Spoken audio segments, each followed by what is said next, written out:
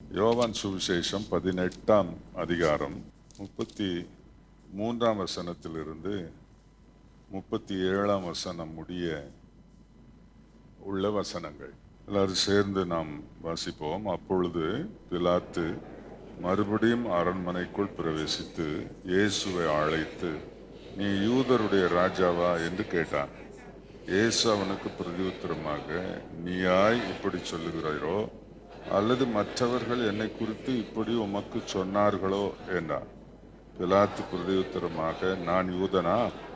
உன் ஜனங்களும் பிரதான ஆசாரியரும் உன்னை என்னிடத்தில் ஒப்பு கொடுத்தார்கள். நீ என்ன செய்தாய் என்றார். இயேசு பிரதியுத்தரமாக, என் ராஜ்யம் இவ்வுலகத்துக்குரியது அல்ல. என் ராஜ்யம் இவ்வுலகத்துக்குரியதானால் நான் யூதர் ஒப்பு கொடுக்கப்படாதபடிக்கு என் ஊழியர்கள் போராடி இருப்பார்களே. இப்படி இருக்க என் ராஜ்யம் இவ்விடத்திற்குரியது அல்ல என்றார். அப்பொழுது பிலாத்து அவரை நோக்கி, அப்படியானால் நீ ராஜாவோ என்றான். இயேசு பிரதியுத்தரமாக, நீர் சொல்லுகிறபடி நான் ராஜாதான். சத்தியத்தை குறித்து சாட்சி கொடுக்க நான் பிறந்தேன். இதற்காகவே இந்த உலகத்தில் வந்தேன். சத்தியவான் எவனும் என் சத்தம் கேட்கிறான் என்றார்.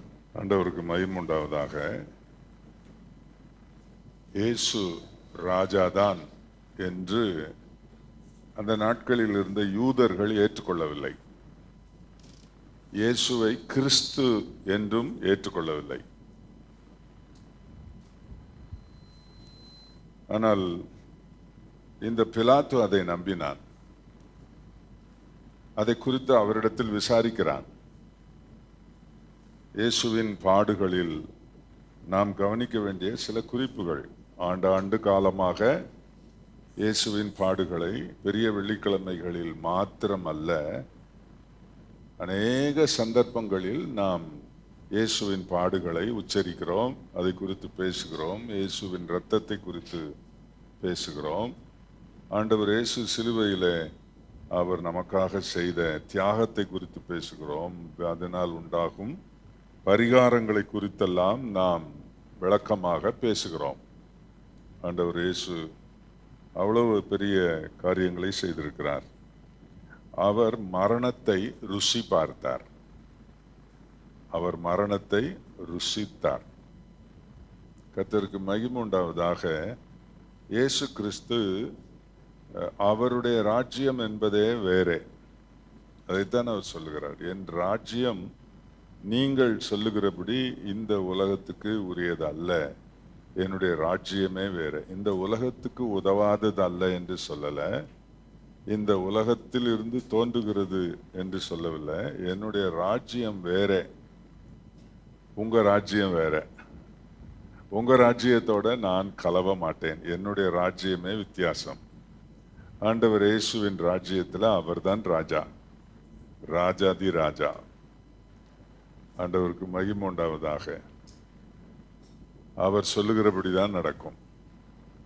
ஆண்டவருக்கு மகிமை உண்டாவதாக. நிச்சயமாய் அவருடைய ராஜ்யம் எப்பொழுது வரும்? நிச்சயமாய் சீக்கிரம் வரும். அவருடைய ராஜ்யம் வரும். அவருடைய ராஜ்யத்தில், அவருடைய ஆளுகையில் அப்பொழுது மிகுந்த சமாதானம் இருக்கும். ஆகவே இன்றைக்கு இயேசு கிறிஸ்து சிலுவையிலே அவர் ஒரு குற்றவாளியாய் அல்லது யூதர்களால் சாட்டப்பட்ட குற்றச்சாட்டுக்காக தண்டனை பெற்றவராய் அல்லது விரும்பாமல் அந்த பாடுகளுக்குள் புகுத்தப்பட்டவராய் இல்லை. இயேசு விரும்பி ஏற்றுக்கொண்ட பாத்திரம் அது. அவர் மனுஷன், இந்த உலகத்தில் மனுஷனாய் இருந்தார். ஆகவே இந்த பாத்திரம் நீங்க முடியும் என்றால், கூடுமானால் நீங்கட்டும், இல்லாவிட்டால் உம்முடைய சித்தத்தின்படி ஆக கடவுது என்று ஒப்பு கொடுக்கிறேன் என்று சொன்னார். ஆண்டவருக்கு மகிமை உண்டாவதாக. இயேசு கிறிஸ்து தன்னுடைய மரணத்தை குறித்து சொல்லும்போது பிரதான சீஷன் பேதுரு அப்படி நடக்கக்கூடாது என்று சொன்னான். அப்படி நாங்கள் ஒன்றும் விட்டுற மாட்டோம். உமக்கு அப்படியெல்லாம் நடக்கக்கூடாது என்று சொன்னான். அப்பொழுது இயேசு சொன்னார், எனக்கு பின்னாலே போ சாத்தானே, நீ தேவனுக்கு ஏற்றவைகளை சிந்தியாமல் மனுஷருக்கு ஏற்றவைகளை சிந்திக்கிறாய் என்று.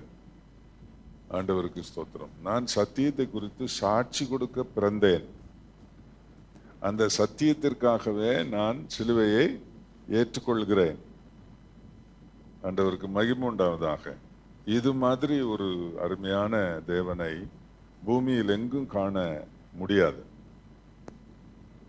ஆண்டவருக்கு மகிமை உண்டாவதாக. எனக்கு தேவன் என்ன செய்தார் என்பதை வைத்து இயேசுவை நீங்கள் மெஷர் பண்ணக்கூடாது. அவரை அவரை எப்படிப்பட்டவர் என்று சொல்ல முற்படக்கூடாது. ஆண்டவருக்கு ஸ்தோத்திரம். இயேசு எப்படி இருக்கிறாரோ அப்படியே அவரை புகழ வேண்டும்.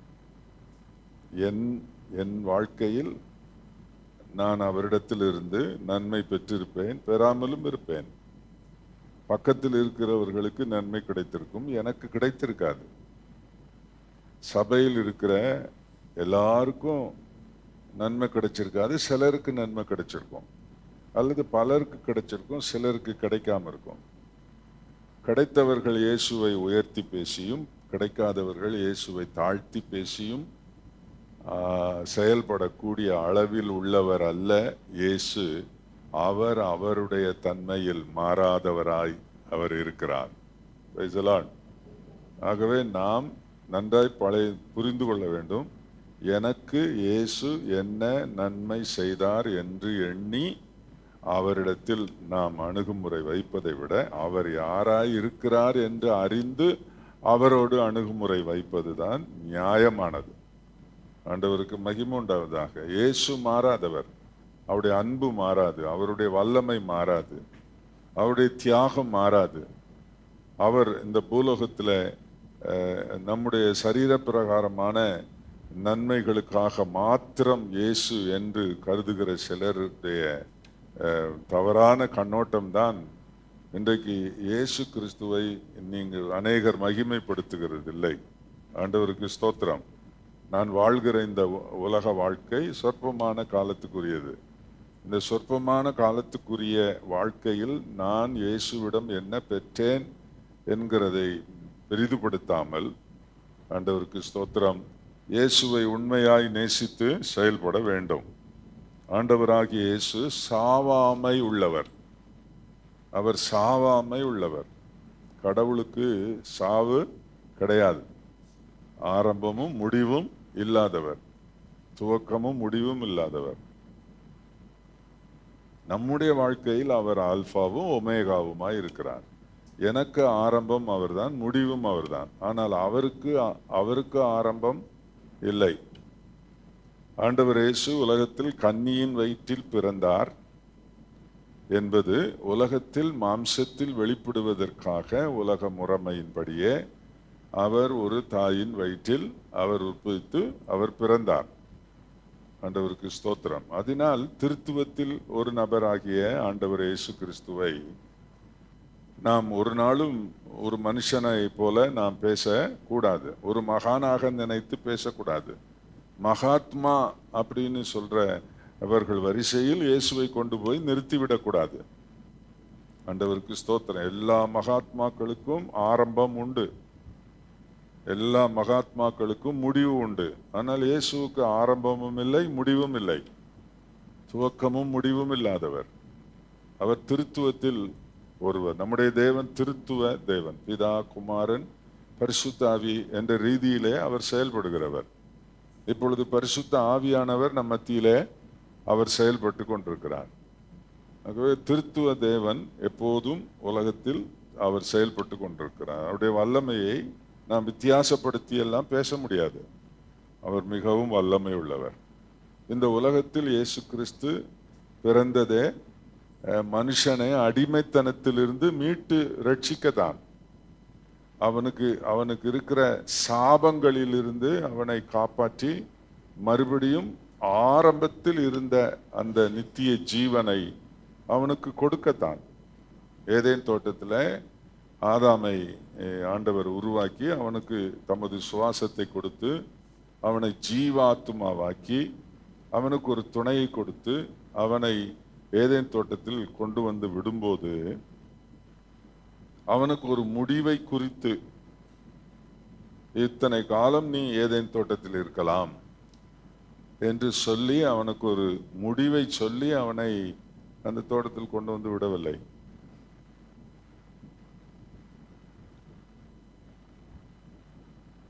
ஆண்டவர் அவனை தன்மை போல வாழ, அழியாமல் வாழத்தான் அவனை உண்டாக்கினார். கர்த்தருக்கு ஸ்தோத்திரம். எதையுமே ஒரு அழிவு நியமித்து ஆரம்பிக்கவில்லை இயேசு. மனுஷனுக்கும் அப்படித்தான், எல்லா பூமியில் இருக்கிற எல்லாமே அப்படித்தான். முடிவு ஒன்றை வைத்து ஒன்றை ஆரம்பிக்கவில்லை அவர். எல்லாமே முடிவில்லாமல் இருக்க வேண்டும், அதுதான் அவருடைய சித்தம். ஆனால் மனிதன் உலகத்தில் தேவனுக்கு விரோதமாய் தள்ளப்பட்ட தூதன் லூசிஃபர் அவன் செயல்படும் போது அவனுக்கு இசைந்து மரணத்தை எடுத்துக்கொண்டான், அழிவை எடுத்துக்கொண்டான். அவனுக்கு முடிவு என்று ஒன்று அவனால் தெரிந்து கொள்ளப்பட்டது.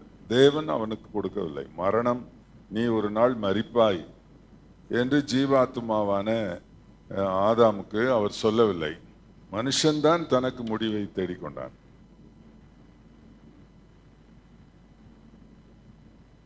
வேறு அப்புறம் அதுக்கு வழி இல்லை. அதனால முடிவை தேடிக்கொண்ட மனுஷனுக்கு மறுபடியும் நித்திய ஜீவனை கொடுக்க, முடிவில்லாத வாழ்வை கொடுக்க இயேசு வந்தார். இயேசு வந்தார்.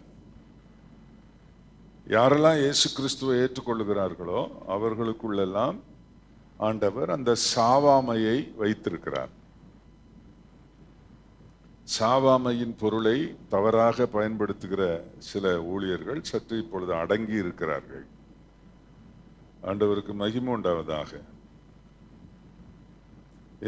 இந்த சரீரத்திலே அவன் மகிமையாய் வாழ தேவன் சித்தம் கொண்டார். இந்த சரீரத்திலேயே மனுஷன் மகிமை உள்ளவனாய் வாழ தேவன் சித்தம் கொண்டார். ஆனால் இந்த சரீரம் மரணத்தை தேடிக்கொண்டதுனால இந்த சரீரம் அழியும். ஆனால் மகிமையின் சாயல் அவனுக்கு கொடுக்கப்படும் என்று வேதம் சொல்கிறது. தேவ சாயல் கொடுக்கப்படும் இல்லையா? 1 யோவான்ல 3ஆம் அதிகாரம் நினைக்கிறேன், அதுல இப்படி சொல்லி இருக்கிறார், நாம் இப்பொழுது தேவனுடைய பிள்ளைகளாய் இருக்கிறோம், இனி எவ்விதமாய் இருப்போம் என்று இன்னும் வெளிப்படவில்லை. ஆகிலும் அவர் வெளிப்படும் போது அவர் இருக்கிற வண்ணமாய் நாம் அவரை தரிசிப்பதினால் அவருக்கு ஒப்பாய் இருப்போம் என்று அறிந்திருக்கிறோம் என்று அந்த வசனம் சொல்லுகிறது. அப்போ அவருக்கு ஒப்பாய் இருக்கும் ஒரு சாயல் நமக்கு கொடுக்கப்படும். இந்த மனுஷ மாம்சீக சாயல், இந்த மாம்சமும் இரத்தமும் தேவனுடைய ராஜ்யத்தை சுதந்திரிக்க மாட்டாது என்று 1 கொரிந்தியர் 15ஆம் அதிகாரத்தில் மிக தெளிவாய் ஆவியானவர் சொல்லியிருக்கிறார். இந்த மாம்சமும் இரத்தமும் தேவனுடைய ராஜ்யத்தை சுதந்திரிக்க மாட்டாது. அழிவுள்ளது அழியாமையை சுதந்திரிப்பதில்லை, சாவுக்கு எதுவானது சாவாமையை சுதந்திரிப்பதில்லை. ஆனால் சுதந்திரித்து கொள்ளும், அது சுதந்திரித்து கொள்ள வேண்டும். எப்பொழுது இயேசு நம் வாழ்க்கையில் வந்தாரோ அப்பொழுதே நித்திய ஜீவன் நம்முடைய வாழ்க்கையில் வந்துவிட்டது. நரகம் என்பதை மரணம் என்று வேதம் சொல்லுகிறது, மரணம் என்று சொல்லுகிறது, 2ஆம் மரணம் என்று தான் சொல்லுகிறது. அக்கினியும் கந்தகமும் எரிகிற கடல், அது 2ஆம் மரணம் என்று சொல்லி இருக்கிறது. ஆகவே நித்திய ஜீவனை பெற்றவர்களுக்கு நித்திய மரணத்தில் பங்கில்லை, நித்திய மரணத்தில் பங்கில்லை. ஆகவே சாவாமை என்றவுடனே இந்த மாம்ச சரீரம் சாவாமை பெற்று பூமியில் வாழும் என்று சொல்லுகிற சிலருடைய தவறான போதனைகள், அது ஏற்றுக்கொள்ளக்கூடியது அல்ல. மனுஷனே இந்த ஜென்ம சரீரத்துக்கு அழிவை தேடிக்கொண்டான், அது அவனுக்கு உரியதாகிவிட்டது. ஆகவே நீ மண்ணிலிருந்து எடுக்கப்பட்டாய், நீ மண்ணுக்கே திரும்புவாய் என்று சொல்லி ஆண்டவர் அவனுக்கு சொல்லிவிட்டார். ஆனாலும் மனிதனுக்கு மறுபடியும் நித்திய ஜீவனை கொடுக்கவே இயேசு வந்தார். இதனால தான் ஆண்டவர் இயேசு கிறிஸ்து பூமியிலே அவர், அதாவது அவருடைய அந்த அந்த சாவாமையை குறித்து நீங்கள் வாசியுங்கள். 1 தீமோத்தேயு 6ஆம் அதிகாரம் 13ஆம் வசனத்திலிருந்து நான் வாசிக்கிறேன், நீங்கள் கவனியுங்கள். நம்முடைய கர்த்தராகிய இயேசு கிறிஸ்து பிரசன்னமாகும் வரைக்கும் நீ இந்த கற்பனையை மாசில்லாமலும் குற்றமில்லாமலும் கை கொள்ளும்படிக்கு எல்லாவற்றையும் உயிரோடு இருக்க செய்கிற தேவனுடைய சன்னிதானத்தினேயும் பொந்தி பிலாத்துவின் முன்னின்று நல்ல அறிக்கையை சாட்சியாக விளங்க பண்ணின கிறிஸ்து இயேசுவினுடைய சன்னிதானத்திலேயும் உனக்கு கட்டளையிடுகிறேன். அந்த பிரசன்னமாகுதலை தேவன் தம்முடைய காலங்களில் வெளிப்படுத்துவார். அவரே நித்திய ஆனந்தமுள்ள ஏக சக்கராதிபதியும் ராஜாதி ராஜாவும் கர்த்தாதி கர்த்தாவும் ஒருவராய் சாவாமை உள்ளவரும் சேரக்கூடாத ஒளியில் வாசம் பண்ணுகிறவரும் மனுஷரில் ஒருவரும் கண்டிராதவரும் காணக்கூடாதவருமாய் இருக்கிறவர். அவருக்கே கனமும் நித்திய வல்லமையும் உண்டாயிருப்பதாக. ஆமென். Praise the Lord. ஆண்டவருக்கு மகிமை உண்டாவதாக. சாவாமை உள்ளவர் இயேசு, சாவாமை உள்ளவர். ஆகவே அவர் சாவாமை அவரில் இருந்ததினால் அவர் இந்த ஜென்ம சரீரத்தை மரணத்துக்கு ஒப்பு கொடுத்தார். எதற்காக மரணத்துக்கு ஒப்பு கொடுத்தார் என்றால், அதனால் நாம் எல்லாரும் நித்திய ஜீவன் பெற்றுக்கொள்வதற்காக. விசுவாசிக்கிற எல்லாருக்கும் நித்திய ஜீவன் கிடைப்பதற்காக. ஆண்டவர் இயேசுவுக்கே மகிமை உண்டாவதாக. இயேசு கிறிஸ்துவின் பிறப்பு மத்தேயு சுவிசேஷம் 2ஆம் அதிகாரம் 1ஆம் வசனத்தில் இருந்து சில வசனங்களை நீங்கள் பார்த்தால், ஏரோது ராஜாவின் நாட்களில் யூதேயாவில் உள்ள பெத்லகேமில் இயேசு பிறந்த பொழுது கிழக்கிலிருந்து சாஸ்திரிகள் எருசலேமுக்கு வந்து, யூதருக்கு ராஜாவாய் பிறந்திருக்கிறவர் எங்கே? கிழக்கிலே அவருடைய நட்சத்திரத்தை கண்டு அவரை பணிந்து கொள்ள வந்தோம் என்றார்கள். ஏரோது ராஜா அதை கேட்டபோது அவனும் அவனோடு கூட எருசலேம் நகரத்தார் அனைவரும் கலங்கினார்கள். அவன் பிரதான ஆசாரியர், ஜனத்தின் வேதபாரகர் எல்லாரையும் கூடி வரச் செய்து கிறிஸ்துவானவர் எங்கே பிறப்பார் என்று அவர்களிடத்தில் விசாரித்தான். அதற்கு அவர்கள், யூதேயாவில் உள்ள பெத்லகேமில் பிறப்பார் என்றார்கள். என்ன கவனிங்க, இயேசு பிறந்த போது அவர் ராஜாவாய் பிறந்தார். எங்கே பிறந்தார் என்பது அவர்களுடைய கணிப்பு, சாஸ்திரிகளுடைய கணிப்பு. எங்கே ராஜா அரண்மனையில் பிறப்பார் என்று அங்கு சென்றார்கள். ஆனால் இந்த ராஜா அப்படி இல்லை, மக்களின் ராஜா. ஸ்தோத்திரம், தேவன். ஆண்டவருக்கு மகிமை உண்டாவதாக. ஆனால் தீர்க்க தரிசனங்களின்படி யூதருக்கு ராஜாவா இருக்கிறவர் பிறந்திருக்கிறார். ஏனென்றால் இந்த நட்சத்திரம் அதை சொல்லுகிறது. இயேசு ராஜாவாய் பிறந்தார். நான் ராஜாவாய் இருக்க இன்னொரு ராஜா என் குடும்பத்தில் உதிக்காமல் எங்கே உதிக்கிறது என்று கலங்கினார்கள். எருசலேமே கலங்கினது. அந்த ஏரோது ராஜாவின் அரண்மனை, அதில் உள்ள அனைவரும், அவனுடைய குடும்பத்து மக்கள், அவனுடைய வாரிசுகள் எல்லாருமே கலங்கினார்கள். ஏனென்றால் ராஜா ஒருவர் பிறந்திருக்கிறார் என்றதும் அவர்களுக்கு கலக்கம் வந்தது. அது உண்மைதானா என்று அந்த நாட்களில் இருந்த தீர்க்கதரிசிகளையும் ஆசாரியர்களையும் கூப்பிட்டு இந்த ஏரோது ராஜா கேட்ட பொழுது, ஆம் அப்படித்தான், உண்மைதான், இந்த சாஸ்திரிகள் சொல்லுகிறது உண்மைதான், ராஜா பிறந்திருக்கிறார் என்று அவர்கள் ஊர்ஜிதப்படுத்தினார்கள். அது முதல் ராஜாவை கொலை செய்ய அவன் எத்தனம் பண்ணி சாஸ்திரிகளிடத்துல, ஒய்ஸ்மேன் அந்த அறிவாளிகளிடத்துல அவர் சொன்னார், நீங்க போய் பார்த்துட்டு வாங்க, அதுக்கப்புறம் நானும் அந்த குழந்தையை பார்க்கணும் அப்படின்னு சொல்லி அவர்கிட்ட தந்திரமா சொல்லி இயேசுவை கொலை செய்கிறதற்கு வகை தேடினான். கர்த்தருடைய ஆவியானவர் இயேசு இந்த உலகத்தில் 33.5 ஆண்டு காலம் இருந்து தேவனுடைய சித்தத்தை நிறைவேற்ற வேண்டும், ஆகையால் குழந்தையிலேயே அவர் கொலை செய்து விடப்படக்கூடாது என்பதற்காக அந்த சாஸ்திரிகளை கர்த்தர் வேறு வழியாக திசை திருப்பி, அவன் ஏரோது சாஸ்திரிகளால் வஞ்சிக்கப்பட்டதை அவன் கண்டபோது அவன் அந்த நாட்களில் 2 வயதுக்குட்பட்ட எல்லா ஆண் பிள்ளைகளையும் அவன் கொலை செய்தான் என்று நாம் பார்க்கிறோம். பெரிய கூக்குரலும், எவ்வளவு குரூரம், எவ்வளவு கொடுமை அவன். ஆனால் இயேசு கிறிஸ்து அப்படி மரிக்க தேவன் சித்தம் கொள்ளவில்லை. குழந்தையா மரிக்கல. அவர் உலகத்திலே செய்ய வேண்டிய காரியங்கள் நிறைய, எதற்காக வந்தாரோ அதை செய்து முடிக்க வேண்டும். ஆகவே அன்று அவன் கையில் இயேசுவை தேவன் ஒப்பு கொடுக்கவில்லை. கர்த்தருக்கு மகிமை உண்டாவதாக. அவர் வளர்ந்தார், அவர் பெரியவரானார். கர்த்தருக்கு ஸ்தோத்திரம். அவர் ராஜாவாய் இருந்தார். ஆனால் எல்லா ராஜபோகத்தோடு அவர் வளர்க்கப்படாவிட்டாலும் அவர் ராஜாவாகத்தான் இருந்தார். கர்த்தருக்கு ஸ்தோத்திரம். அடுத்து ஆண்டவர் இயேசு ராஜாவாக பிறந்தவர். உலகத்தில் அவர் எங்கெல்லாம் தான் ராஜா என்று சொல்லப்பட வேண்டுமோ அங்கெல்லாம் அவர் சொல்லப்பட்டார். நாத்தான்வேலை ஆண்டவர் கண்டு அவனை ஆண்டவர் அழைத்தார். அப்பொழுது அவனிடத்தில் கேட்கப்பட்ட போது அவன் சொல்லுகிறான், யோவான் சுவிசேஷம் 1 அதிகாரம் 49 வசனத்தில், அதற்கு நாத்தான்வேல், ரபி, நீர் தேவனுடைய குமாரன், நீர் இஸ்ரவேலின் ராஜா என்றான். சீஷர்கள் கண்டுகொண்டார்கள், நாத்தான்வேல் கண்டுகொண்டான். அதாவது இயேசு சாதாரணமானவல்ல. நான் ஒரு சாதாரண சன்னியாசிக்கு அல்லது நாடோடிக்கு நான் சீஷனாகவில்லை.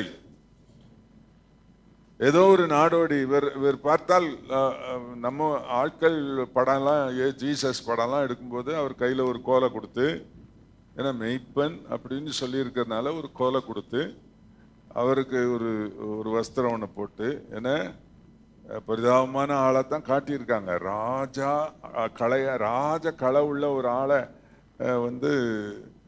அப்படிலாம் காட்டியிருக்கலாம், அவனுக்கு தெரியாது. ராஜாவாய் அவர் இருந்தார். ஆனால் ராஜபோகத்தோடு அவர் பூமியில் நடமாடவில்லை, பூமியில் வளரவில்லை. ஆண்டவர் ஏழைகளோடு இருந்தார். ஆண்டவருக்கு ஸ்தோத்திரம். மீன் பிடிக்கிறவர்களை சீஷர்களாக ஆண்டவர் தெரிந்து கொண்டார்.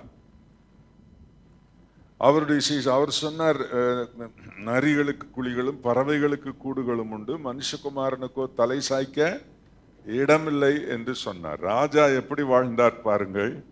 தலை சாய்க்க இடமில்லாமல் வாழ்ந்தார். கர்த்தருக்கு ஸ்தோத்திரம். ஆண்டவர் இயேசு கிறிஸ்து ஊழியம் கொள்ளும்படி வராமல் ஊழியம் செய்யும்படி வந்தார் என்று வேதம் சொல்லுகிறது.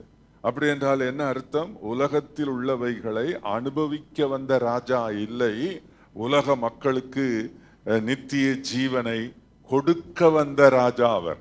அதனாலே அவர் ராஜா என்ற அந்தஸ்தில் அவர் இருந்திருந்தால் அவரோடு ஜனங்கள் தொடர்பு கொள்ள முடியாது, ஏழைகள் தொடர்பு கொள்ள முடியாது, கண் தெரியாதவர்கள் அவரை அப்ரோச் பண்ண முடியாது. ஒரு குஷ்டரோகி போய் உமக்கு சித்தமானால் என்னை சுத்தமாக்கும் என்று சொல்ல இயலாது.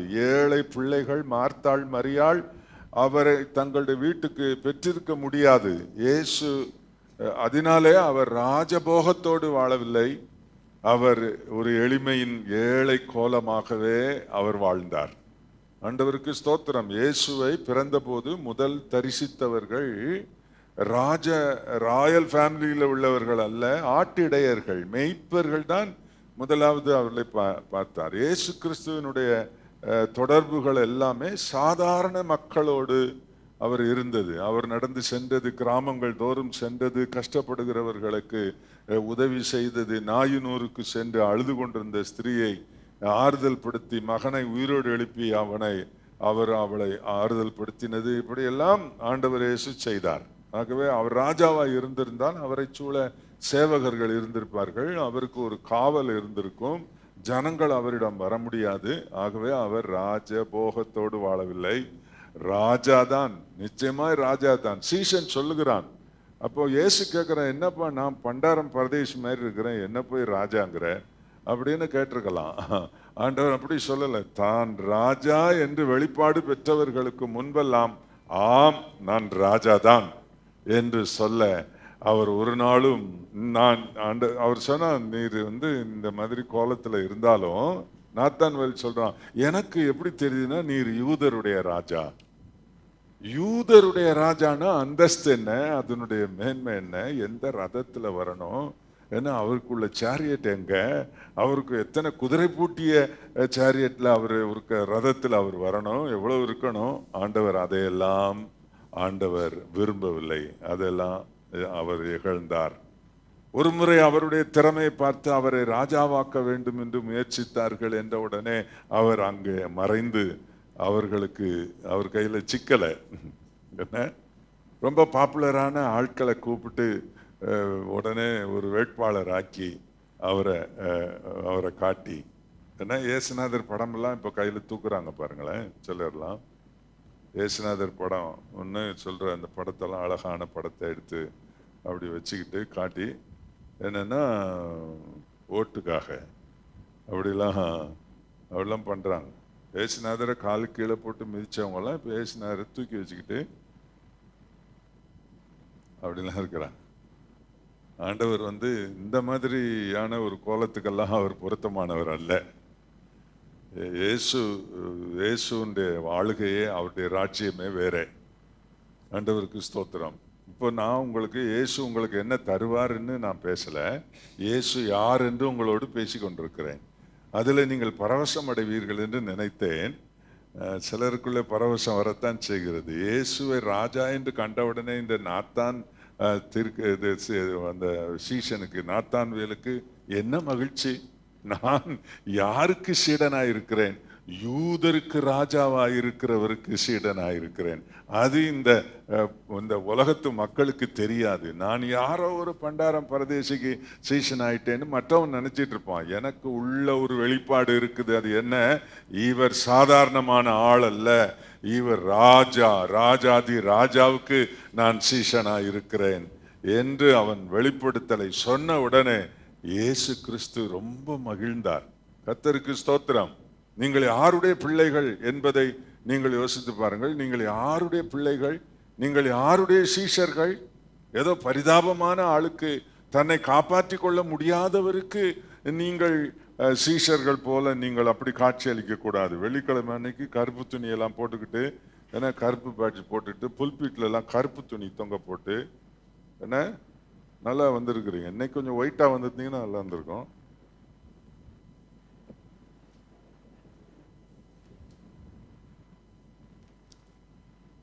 இயேசு ராஜாவாய் மரித்தார்.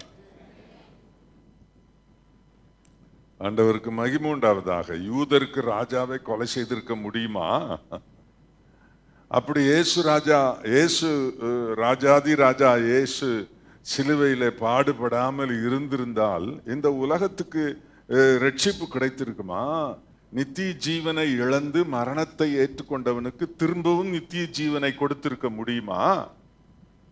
அவர் ஜீவனை கொடுத்து, ஜீவனை சிலுவையில் கொடுத்து நமக்கு ஜீவனை அவர் தந்தார். இயேசுதான். அதைத்தான் யோவான் தன் நிருபத்தில் எழுதும்போது சொல்லுகிறார், குமாரனை உடையவன் ஜீவனை உடையவன், தேவனுடைய குமாரன் இல்லாதவன் ஜீவன் இல்லாதவன் என்று அவர் சொல்லி இருக்கிறார். ஆகவே யாரெல்லாம் இயேசு கிறிஸ்துவை ஏற்றுக்கொண்டிருக்கிறீர்களோ நீங்கள் ராஜாவின் பிள்ளைகள். என்ன, நீங்க வெளிப்படுத்தும் விசேஷத்துல பார்த்தா அவர் தம்முடைய இரத்தத்தினால் நம்மை மீட்டு கொண்டு பிதாவுக்கு முன்பாக நம்மை ராஜாக்களும் ஆசாரியருமாக்கினார் என்று சொல்லி இருக்கிறது. இந்த மூஞ்சிகளை பார்த்தா ராஜா மாதிரியா தெரியுது. என்ன எல்லாம் இப்போ தாடி வளர்க்கறது ஏசுநாதர் காலத்துக்கு போயிட்டாங்க ரொம்ப பேர். எல்லாம் சீஷர்லாம் தாடி வளர்க்குற மாதிரி நம்ம வாலிப பயல்கள்லாம் நல்லா தாடி வளர்த்து நல்லா இருக்கு, நல்லா தான் இருக்கு. ஏன்னா அவர் மாதிரி ஒரு அங்கி போட்டுக்கிடுங்கப்பா, இன்னும் மேட்சா இருக்கும் பத்தியெல்லாம், அப்படின்னா ரொம்ப பொருத்தமா இருக்கும். உங்க அதாவது இந்த உங்க உங்க ட்ரெஸ்ஸுக்கும் உங்க தாடிக்கும் மேட்சே ஆக மாட்டேங்குது.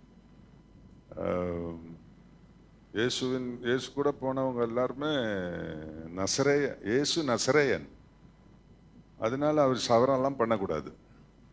நம்ம ஆட்களும் நசரேயர்கள் நிறைய பேர் இருக்காங்க. ஆண்டவருக்கு மகிமை உண்டாவதாக. எப்படி என்ன மாதிரி நம்ம இருந்தாலும் நான் ஏற்றுக்கொண்ட என் ஆண்டவர் இயேசு ராஜா. அவர் ராஜாவாகத்தான் மரித்தார். பிலாத்துவுக்கு ஒரு மாதிரி பயம் வந்துருச்சு.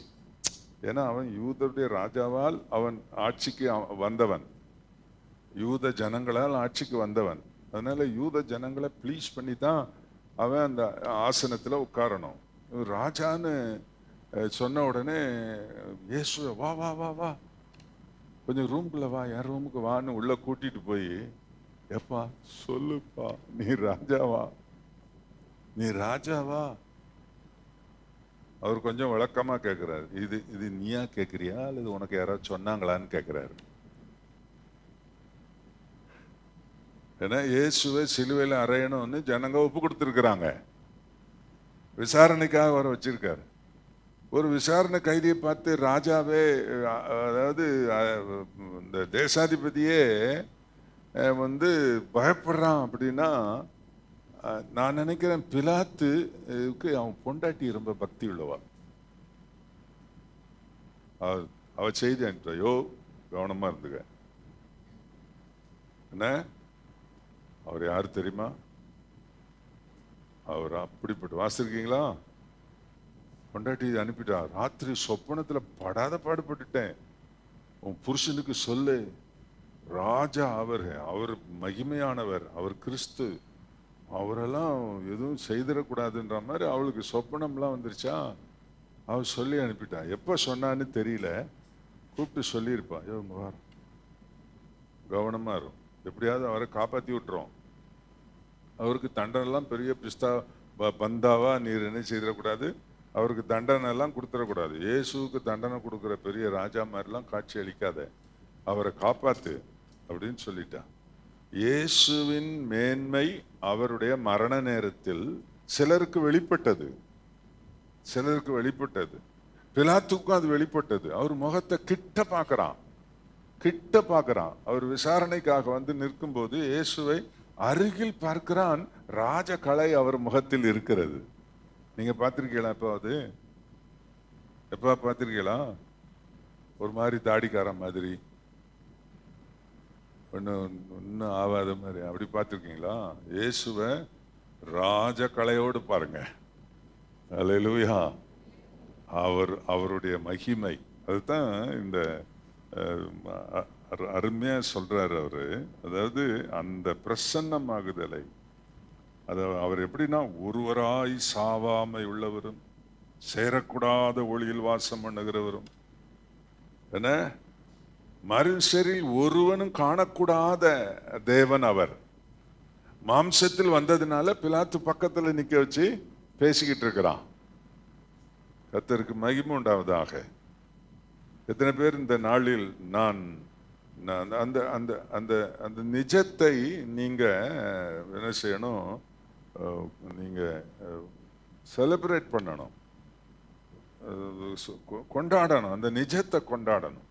இயேசுவை நான் ஏற்றுக்கொண்டு அவருடைய சீடனாய் அல்லது அவருடைய பிள்ளையாய் நான் மாறின பிறகு எனக்குள்ளே அந்த அவருடைய மகிமையை, அவருடைய நித்திய ஜீவனை, அவருடைய அந்தஸ்தை அவர் எனக்கு கொடுக்கிறார், இந்த பூமியிலே கொடுக்கிறார். அதை கெடுக்க பிசாசு எனக்கு பல பாவ காரியங்களை காட்டி அதிலிருந்து என்னை மறுபடியும் அவருடைய ஒளியில் ஒளிக்குரியவர்களாக நாம் இல்லாதபடி அவன் ஆக்குகிறான்.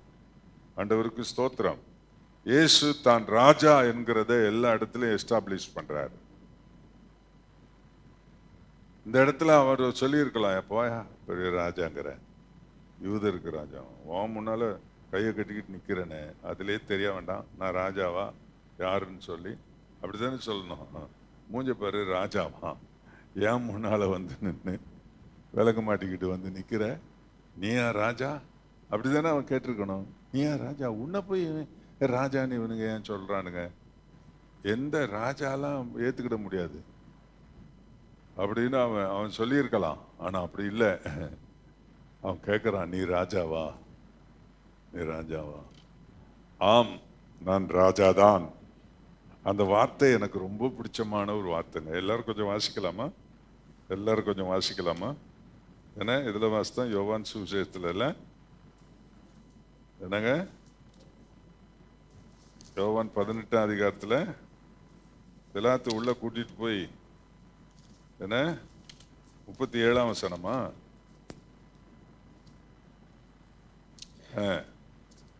எல்லாரும் வாசிங்க.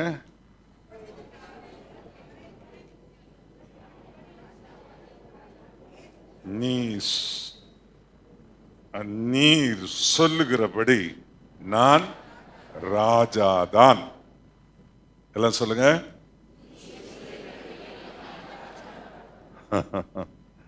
அவரோடு தொடர்புடையது இந்த சபை, இந்த ராஜாவின் சபை. இந்த சபை, இந்த ராஜாவின் பிள்ளைகள், சீடர்கள் நீங்கள். இந்த ராஜாவின் ஊழியக்காரர்கள் நாங்கள். கர்த்தருக்கு ஸ்தோத்திரம். இந்த உலகம் இயேசு கிறிஸ்து மரித்ததை குறித்து எந்த அளவுக்கு அந்தஸ்து கொடுத்து பார்க்கிறதோ தெரியவில்லை. வெள்ளைக்காரர்கள் பெரிய வெள்ளிக்கிழமை விடுமுறை நாள் என்று அறிவித்து விட்டார்கள். இந்த விடுமுறை நாளை கேன்சல் பண்ணிடுறதுக்கு நிறைய பேர் இன்னைக்கு வரைக்கும் முயற்சித்தாங்க, முடியல. என்ன அப்படி முயற்சி செய்கிற ஆட்சி வர்றதுக்கு எதுவா நடந்துடக்கூடாது, கவனமா இருக்கணும். ஆண்டவருக்கு ஸ்தோத்திரம். கிறிஸ்துமஸ் இயேசு பிறந்த நாளையும் விடுமுறை என்று அறிவிக்காமல், இயேசு சிலுவையில மரித்த நாளையும் விடுமுறை என்று அறிவிக்காமல், என்ன அப்படி விட்டு கண்டதுக்கும் விடுமுறை. என்ன யார் எங்க உள்ளவனே தெரியாது, இவன் யாருன்னு சில பேரெல்லாம் சொல்றாங்க. அதுக்கு அவங்க ஜெயந்தி சிஸ்டர் இருந்தா நீங்க மன்னிச்சுக்கிடுங்க. ஜெயந்தின்னா பிறப்பு நாளுன்னு அர்த்தம். என்ன அவர் ஜெயந்தி, இவர் ஜெயந்தி, எந்த ஜெயந்தி, அந்த ஜெயந்திங்கிறான். ஆண்டவருக்கு மகிமை உண்டாவதாக. ஆண்டவராகிய இயேசு கிறிஸ்து அந்த அந்தஸ்தோட அவர் இருக்கிறார். ராஜாவாய் பிறந்து ராஜாவாய் அவர் சிலுவைக்கு போனார். கர்த்தருக்கு மகிமை உண்டாவதாக. அவர் மாம்சத்துல, சரீரத்துல அவருக்கு இருந்த பாடுகள் இருந்தாலும் கர்த்தருக்கு மகிமை உண்டாவதாக. அவருடைய ராஜ மகிமை அவரில் இருந்தது. கர்த்தருக்கு ஸ்தோத்திரம்.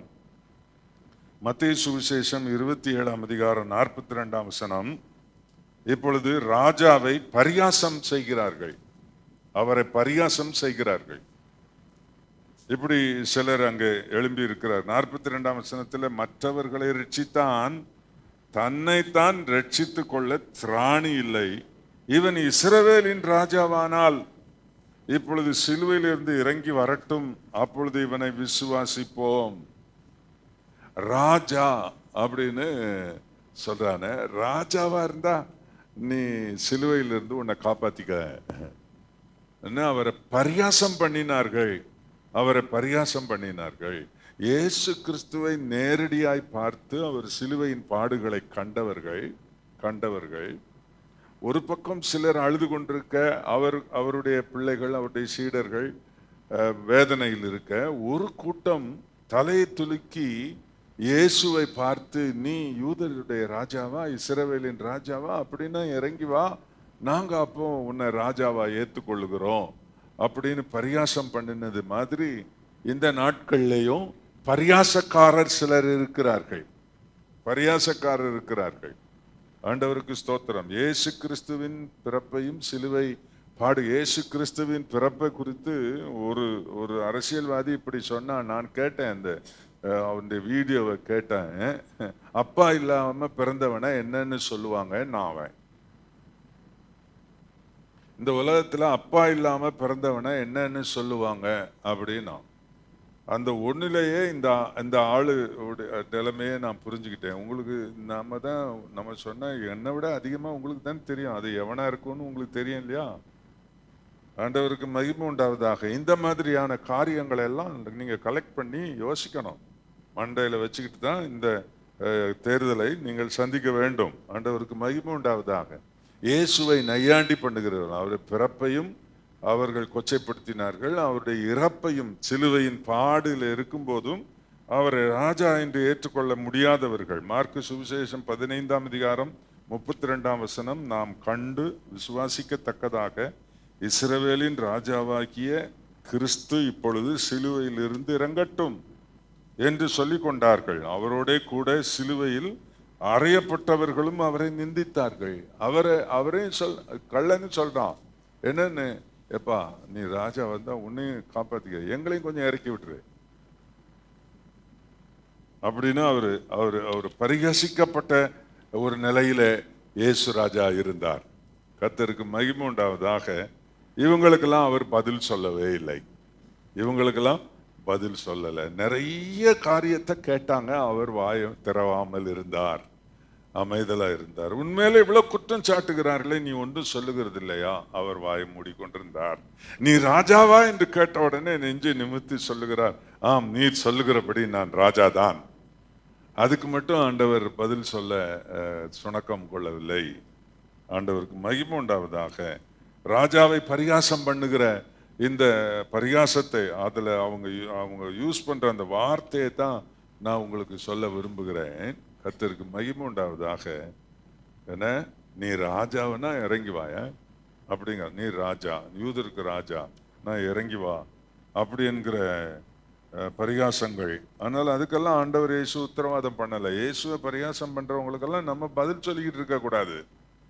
இயேசுவை பரிகாசம், அவருடைய பிறப்பை, அவருடைய சிலுவை பாடுகளை, அவருடைய போதனைகளை ஒரு தமிழன் ஒருத்தன் எழும்பி இருக்கிறான். இயேசுவை ரொம்ப கொச்சப்படுத்தி இந்த தேர்தல் பிரச்சாரத்தில் கூட அதை அவர் பேசியிருக்கார். பெரிய அறிவாளின்னு அவருக்கு நினைப்பு. என்ன, இயேசு அமைதலாய் சிலுவையில் இவங்களுக்கெல்லாம் ஒரு 10 உத்தரவு சொல்லாம அவர் அமைதலா இருந்ததுனால என்ன, இவனுங்க நையாண்டி பண்றவனுங்கெல்லாம் ஒரு மாதிரி ஆயிட்டானுங்க. அதனால இந்த மாதிரி ஆட்கள்லாம் பெரிய பேர் வச்சிருப்பான். பேரை பார்த்தீங்கன்னா அது மான் கீனுன்னு வரும். அதுல நீங்க பாத்தீங்கன்னா அவன் பேசுறத கேட்டீங்கன்னா இயேசுநாதரை பத்தி அவர் பண்ண உபதேசத்தை குறிச்செல்லாம் ரொம்ப கேவலமா பேசுகிற ஆட்கள் இருக்காங்க. நம்ம அமைதலா இருக்கணும். எங்க ஊர்ல திசையவிளையில கிடியன் இன்டர்நேஷனல் இருந்து போய் எல்லா பள்ளிக்கூடத்துக்கும் நியூ டெஸ்ட்மெண்ட் கொடுத்தாங்க. அந்த தலைமை ஆசிரியர்களை பார்த்து அவர்கள்ட்ட கேட்டு நாங்க இந்த மாதிரி கொடுக்குறோம் அப்படின்னு சொல்லி அவங்க ஒரு அசம்பிளி கூட்டி, அந்த அசம்பிளியில் எல்லாருக்கும் ஹோலி ரெடிமேட்ஸ் ஹை ஸ்கூல் இருக்குது, சென்ட் ஜான்ஸ் ஸ்கூல் இருக்குது, இந்த ஸ்கூல்ல எல்லாம் கொடுத்தாங்க. அப்போ அந்த கொடுத்துட்டு வெளியே வரும்போது இந்த இந்த அதாவது கிறிஸ்துவை நையாண்டி பண்ணுகிறவர்கள், கிறிஸ்துவை பிடிக்காதவர்கள் என்ன பண்ணார்கள்னா, வெளியே வரும்போது பிள்ளைகிட்டெல்லாம் அந்த நியூ டெஸ்ட்மெண்ட் பைபிள் எல்லாம் கலெக்ட் பண்ணி ஒரு பெரிய பெட்ஷீட்டு விரித்து கலெக்ட் பண்ணி தூக்கி அதில் எரிஞ்சு எல்லா பிள்ளைகள்கிட்டையும் மிரட்டி எல்லாத்தையும் வாங்கி கலெக்ட் பண்ணிட்டாங்க. எல்லா ஸ்கூல் எந்தெந்த ஸ்கூலில் கொடுத்தாங்களோ, ரட்சண்ய மூர்த்தின்னு ஒரு ஸ்கூல் உண்டு, அங்கே சென்ட் ஜான்ஸ் ஸ்கூல் உண்டு, அப்புறம் வந்து ஹோலி ரெடிமேட் ஸ்கூல் ஒன்று உண்டு. அங்கெல்லாம் போய் எல்லாத்தையும் கலெக்ட் பண்ணி ஆயிரக்கணக்கான நியூ டெஸ்ட்மெண்ட்டை பண்ணிட்டாங்க. பண்ணி என்ன செய்தாங்க அப்படின்னா, ஒரு பாடை கட்டி அந்த பாடையில அந்த பைபிள் எல்லாம் அடுக்கி எங்க ஊர்ல ஊர்வலமா வந்தாங்க. சந்தை மேடையில நாங்கள் இந்த பைபிளை எரிக்க போகிறோம், எல்லாரும் வாருங்கள். ஒரு கிறிஸ்தவர்கள் கூட எதிர்ப்பு தெரிவிக்கவில்லை.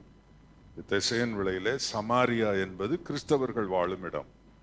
அந்த வழியாய் அவர்கள் வந்தும் அவர்கள் அமைதலாய் ஒன்றுமே பேசவில்லை, ஒன்றுமே சொல்லலை. அப்படியே பாட தூக்கிட்டு போய் கத்துனாங்க, அந்த மேடையில போட்டு எரிச்சாங்க. கிறிஸ்தவர்கள் எதுவுமே செய்யலை. அதுல ரொம்ப முக்கியமா நின்ற 4 பேர் அதுல முக்கியமானவர்கள். அவங்களுக்கெல்லாம் என்ன ஆச்சு அப்படின்னு சொல்ல எனக்கு ஒரு மாதிரி இருக்குது. அந்த மாதிரி ஆச்சு அவங்களுக்கு. அவன் விளங்கலை, அவன் குடும்பம் விளங்கலை. என்ன, அதே திசையன் விளையில பைத்தியம் முத்தி போய் தெரு தெருவா வஸ்திரம் இல்லாம யாராவது பிடிச்சி பலவந்தமா வஸ்திரத்தை கட்டி விட்டாலும் அதை கலத்தி தூக்கி எறிஞ்சிட்டு நிர்வாணமா சுற்றி அலைந்தார்கள். அமைதலா இருப்பது ரொம்ப ஸ்ட்ரெங்க், அது ரொம்ப பலன், ரொம்ப பலன் அது. அதனால தான் ஆண்டவர் சும்மா இருங்கன்னு சில சந்தர்ப்பத்தில் சொல்லி இருக்கிறார். இயேசு சிலுவையில் அமைதலா இருந்தார். இயேசு விசாரணை நேரத்தில் தன்னுடைய குற்றத்தெல்லாம் அவர் ஜஸ்டிஃபை பண்ணலை, அவர் நியாயப்படுத்தலை. இது இது இது இது இந்த சிலுவையை ஜனங்களுக்காக நான் சகித்துத்தான் ஆகணும் என்ற அர்ப்பணத்தில் அவர் வந்திருக்கும் போது மற்ற காரியங்களை பற்றி அவருக்கு எண்ணமே இல்லை. ஆண்டவருக்கு மகிமை உண்டாவதாக. நான் கடைசியாக ஒன்றை சொல்லி நான் முடிக்கிறேன்.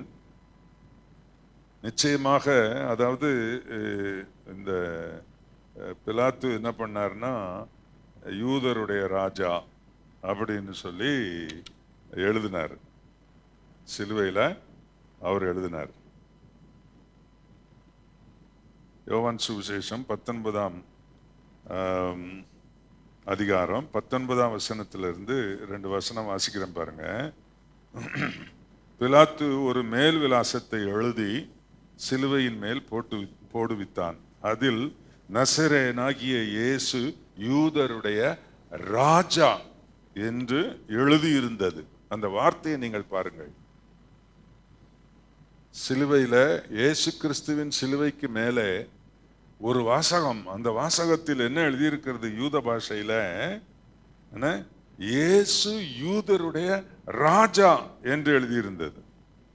இயேசு சிலுவையில் அறையப்பட்ட இடம் நகரத்துக்கு சமீபமாய் இருந்தபடியினால் யூதரில் அநேகர் அந்த மேல் விலாசத்தை விசாரித்தார்கள். அது எபிரேயு, கிரேக்கு, லத்தீன் பாஷையில் எழுதியிருந்தது.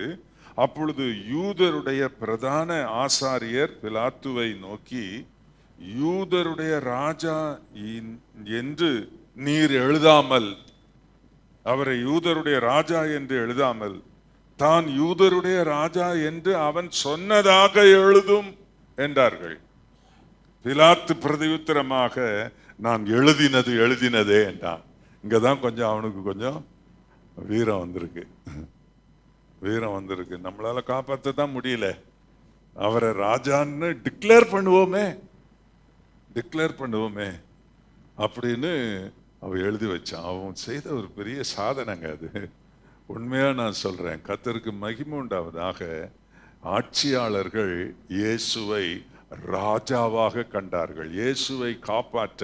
அதனால இயேசு பிலாத்துக்கு சொல்லிட்டார், பரலோகத்திலிருந்து உனக்கு அதிகாரம் கொடுத்தால் ஒழிய நீ என்ன காப்பாற்றணும்னு நினைக்கிறது உனக்கு நடக்க, நான் உன்னை சிலுவையில் அறிய முடியும், உன்னை காப்பாற்ற முடியும் தெரியுமா அப்படின்னு அவர் பெரிய பந்தாவை பேசினார் இயேசுனார்கிட்ட.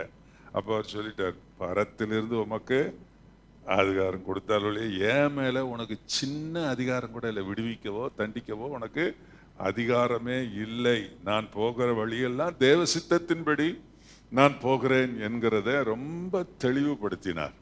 ஆகவே இயேசுவின் பேச்சு, அவருடைய செயல்பாடு, இவைகளை எல்லாம் கண்டவன் இவர் மெய்யாகவே ஒரு ராஜாதான் என்று சொல்லி இயேசு ராஜா என்று அவன் எழுதி வைத்தான். அதை மாற்ற முடியாது என்று அவன் சொல்லிவிட்டான். கர்த்தருக்கு மகிமை உண்டாவதாக. இந்த மகிமையான ராஜா இயேசு கிறிஸ்து சிலுவையில அவர் பேசினது, சிலுவையில அவர் செய்த காரியங்கள், அவர் எல்லாம் நமக்கு தெரியும். வருடம் அதைத்தான் நம்ம சிந்தித்துக்கிட்டு இருக்கிறோம். இன்னைக்கு நம்ம இயேசுவை ராஜாவாக பார்ப்போம். அவர் ராஜாவாக உயிர் தெழுந்தார். கர்த்தருக்கு ஸ்தோத்திரம். அவர் சாதாரணமாக அல்ல, அவர் சாவாமை உள்ளவர், ஏக சக்கராதிபதி என்று சொல்லி இருக்கிறது. அவ்வளவு சர்வம் வல்லமையுள்ள தேவன் சிலுவையிலே தன்னை மரணத்துக்கு ஒப்பு கொடுத்தார் என்றால், நம்முடைய பூமியில் வாழ்கிற மனுமக்கள் எல்லாரும் மரணம் என்கிற அந்த பெரிய சத்துருவை ஜெயித்து நித்திய ஜீவன் என்கிற அந்த பெரிய ஆசீர்வாதத்தை பெற்றுக்கொள்வதற்காக இயேசு இந்த மரணத்தை ருசி பார்த்தார். கர்த்தருக்கு மகிமை உண்டாவதாக. இப்படிப்பட்ட மகிமையின் தேவனை பரிதாபப்படுத்திராதீங்க. அவரை ராஜாவா மகிமைப்படுத்துங்க. சிலுவையில் அவரை அநேகர் பரிகாசத்துக்குரியவராய் பார்த்தாலும் ஒரு கூட்டம் அவரை ராஜாவாக கண்டது.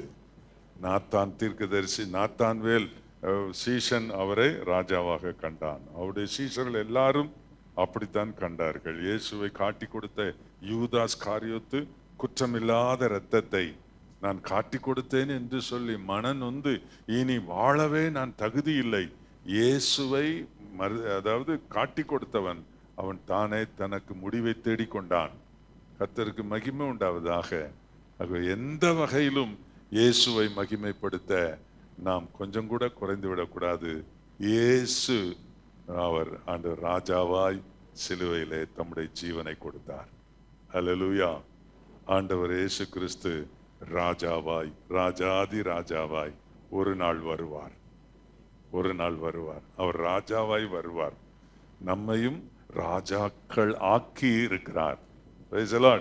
அப்படித்தான் வேதம் சொல்லுகிறது. அந்த நம்ம என்ன சொல்லியிருக்கு, ராஜரீகமான கூட்டம் என்று பேதுரு வர்ணிக்கிறார். ஆண்டவர் கொடுத்த இந்த மேன்மைக்காக ஆண்டவருடைய மேன்மையை உணர்ந்து அதை அறிக்கை செய்து சாவாமை, சாவு இல்லாதவர் தன்னை மரணத்துக்கு ஒப்பு கொடுத்தார். அதனாலே உலகத்தில் உள்ள மக்கள் அவரை விசுவாசித்து நித்திய ஜீவனை பெற்று ராஜாவை சந்திக்க ஆயத்தமாகுங்கள். கர்த்தர் உங்களை ஆசீர்வதிப்பார். இந்த கிறிஸ்து மரித்த நாள் என்று இந்த உலகம் சொல்லுகிற இந்த நாள், ஆண்டவராகிய இயேசு கிறிஸ்து மகிமையின் ராஜாவாய் அவர் மரித்திருக்கிறார். ஆண்டவர் இயேசு ராஜாவாய் அவர் உயிர்த்தெழுந்திருக்கிறார். அவர் ராஜாவாய் வருவார். எல்லாரும் வாயை திறந்து அறிக்கை பண்ணுங்க. வாயை திறந்து, சிலுவையில் தொங்கின என் ஆண்டவர் இயேசு அவர் மகிமையின் ராஜா, சாவாமை உள்ளவர், நித்திய ஜீவனை உலகுக்கு கொடுக்கிற ராஜா. அல்லேலூயா. அவர் அதை விரும்புகிறார். நான் ராஜா என்று நாத்தான்வேல் தீர்க்கதரிசி அவரை குறித்து சொன்னபோது அவர் அகமகிழ்ந்தார். அல்லேலூயா. அதாவது இயேசு யூதருடைய ராஜா என்று பிலாத்து எழுதி அந்த மேல் விலாசத்தில் போட்ட பொழுது இயேசு சந்தோஷப்பட்டார். அல்லேலூயா. அதை மாற்ற மக்கள் சொன்ன போது முடியாது என்று உறுதியாய் அவன் அறிக்கை பண்ணினதில் இயேசு மகிழ்ந்தார். அல்லேலூயா. இன்றைக்கும் என் ஆண்டவர் இயேசு சிலுவையிலே ராஜாவாய், ஆமாம் அவர் ராஜாதான், அதை மாற்ற முடியாது. அது எழுதினதே, அவர் ராஜாதான். எத்தனை ஆயிரம் ஆண்டுகள் கடந்தாலும் இயேசு ராஜா. எல்லாரும் வாய் திறந்து சொல்லுங்க கொஞ்ச நேரம், என் ஆண்டவர் இயேசு ராஜா. இது துக்கத்தின் நாள் அல்ல. ராஜா மரணத்தை ருசி பார்த்து, அல்லேலூயா, மரணத்தின் வழியாக, அல்லேலூயா, அவரை விசுவாசிக்கிறவர்கள் எத்தனை பேரோ, அல்லேலூயா, அத்தனை பேரும் நித்திய ஜீவனை அடையும்படி இயேசு கிறிஸ்துவை பிதாவாகிய தேவன் தந்தருளினாரே, அந்த நித்திய ஜீவனை கர்த்தர் நமக்கு கொடுத்திருக்கிறார். அல்லேலூயா. இந்த மாம்சம் அழுகி போனாலும் ஆண்டவர் இந்த அருமையான அதாவது யோபு சொல்லுகிறார், மிக தெளிவாய் சொல்லுகிறார், இந்த சரீரம் அழுகி போனாலும் இது நாறி போனாலும் என் சொந்த கண்ணால் என் மீட்பரை காண்பேன். என் மீட்பர் உயிரோடு இருக்கிறார். அவர் சிலுவையில மரித்தார். என்னுடைய சொந்த கண்ணால் அவரை காண்பேன். அல்லேலூயா. நான் மாம்சத்தில் மரித்து போனாலும் நான் நித்திய ஜீவனை பெற்று என் நித்திய ஜீவனை உடைய சாவாமை உள்ள இயேசுவை காண்பேன். அல்லேலூயா. இந்த மகிழ்ச்சியோடு, இந்த பலனோடு, இந்த ஆசீர்வாதத்தோடு நீங்கள் ஆண்டவருக்கு மகிமையாக இந்த நாளில் நீங்கள் உங்களை சாட்சியாக வைத்துக் கொள்ளுங்கள். நீங்கள் செல்லுங்கள். கர்த்தர் உங்களை ஆசீர்வதிப்பார். கிருபையுள்ள பிதாவே, ஆண்டவர் இயேசு கிறிஸ்துவை இயலாதவராக, பலவீனமானவராக நாங்கள் காணவில்லை. சில பரிகாசக்காரர்கள் அப்படி பார்க்கலாம். ஆனால் நாங்கள் உம்மை ராஜாவாக காண்கிறோம். அப்பா, ராஜாவாக காண்கிறோம். உலகத்திலே நீர் ராஜபோகத்தோடு வாழவில்லை, ஆனால் ராஜாவாக வாழ்ந்தீர். ராஜாதி ராஜாவாய் நீர் வாழ்ந்தீர். ஏக சக்கராதிபதியாய் நீர் வாழ்ந்தீர். ஆண்டவரே, அவ்வளவு மகிமையான வல்லமை உள்ள தேவன் மரணத்திற்குள் போய் மரணத்தை தெரிந்து கொண்ட மனுஷருக்கு நித்திய ஜீவனை கொடுக்க ஆண்டவர் இயேசு சிலுவையில் அனுபவித்த பாடுகளால் நாங்கள் இந்த நேரத்தில் ஆண்டவரை சந்தோஷப்பட்டு உம்முடைய தியாகத்தை நினைத்து நாங்கள் உம்மை துதிக்கிறோம். ஆண்டவரே, உம்மை ஒரு நாள் நாங்கள் சந்திப்போம் என்ற நம்பிக்கையோடு நாங்கள் இந்த உலகத்தில் வாழ்கிறோம். இந்த உலகத்தில் வாழும் நாட்களில் நாங்கள் ஒருவேளை உலக ராஜபோகம் எங்களுக்கு இல்லாமல் இருக்கலாம், ஆனால் பரலோக ராஜ மேன்மை எங்களுக்கு கொடுக்கப்பட்டிருக்கிறதுக்காக ஸ்தோத்திரம். அதை உணர்ந்து நாங்கள் ஆண்டவரே வாழ உதவி செய்ய. எப்பொழுது எங்களை நாங்க ஆண்டவரே நாங்க இழிவுபடுத்தாதபடி கர்த்தர் இயேசுவை எங்களோடு சம்பந்தப்படுத்தி எப்பொழுதும் ராஜாவின் பிள்ளைகளாய் நாங்கள் எங்களை கண்டு வாழ உதவி செய்யும். இந்த பிள்ளைகளை இன்றைக்கு நீங்கள் அவ்விதமாக நீர் ஆசீர்வதியும். தைரியத்தை தாரும், சமாதானத்தை தாரும், உங்களுடைய கிருபையை தாரும். ஆசீர்வாதத்தோடு உங்களுடைய பிள்ளைகளை நீர் அனுப்பும். இயேசு கிறிஸ்துவின் நாமத்திலே ஜெபிக்கிறோம் எங்கள் நல்ல பிதாவே. இப்பொழுது நம்முடைய கர்த்தராகிய இயேசு கிறிஸ்துவின் கிருபை, பிதாவின் அன்பு, பரிசுத்த ஆவியானவருடைய ஐக்கியம், தொடர்ந்தேர்ச்சியான வழி நடத்துதல் எப்பொழுது நம் அனைவரோடும் இருப்பதாக.